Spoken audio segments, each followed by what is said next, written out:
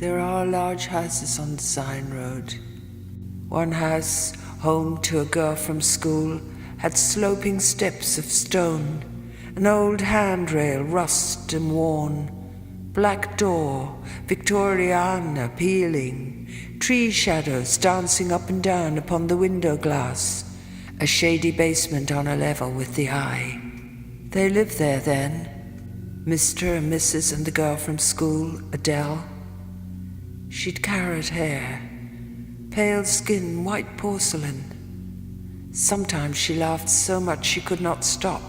Her eyes were full of tears.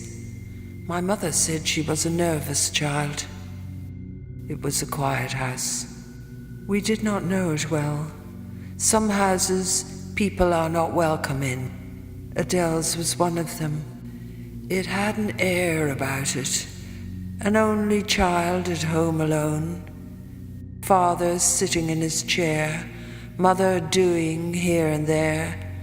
No cat or dog, just pebbles on the drive. No knocker, no bell.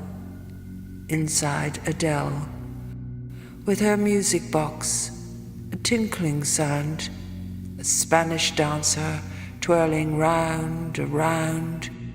She watched, deep in the far away. Her lucky charm, a silver cat, hung on a chain around her neck. The cat will bring me luck one day, she thought.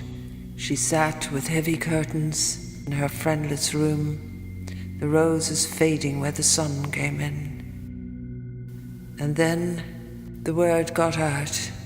Hushed tones were whispering around the Rathgar shops, via the butcher and the baker boy, the woman selling caramels. It spread like some great plague from each to each, with neighbors wringing hands in shock and disbelief, glazed faces staring at each other stunned, and tutting on pious lips, "But for the grace of God go I." They had all heard, but nobody was keen to say the words. He'd hung himself. The father of Adele is dead. He did it in the attic, from the beams. We heard the news in school, and after that we could not sleep. It left us haunted, scared, and frightened of the night. That house became a spooked-out place. We rushed on by. Its dark and silent windows spoke of shame and grief. A sin had been committed. The house now bore a curse. Rathgar, the baker said, will never be the same. Adele did not return to school. I felt she might be sitting in that room alone, fingering her little silver cat, praying that her bedeviled luck might change and the gossip stop.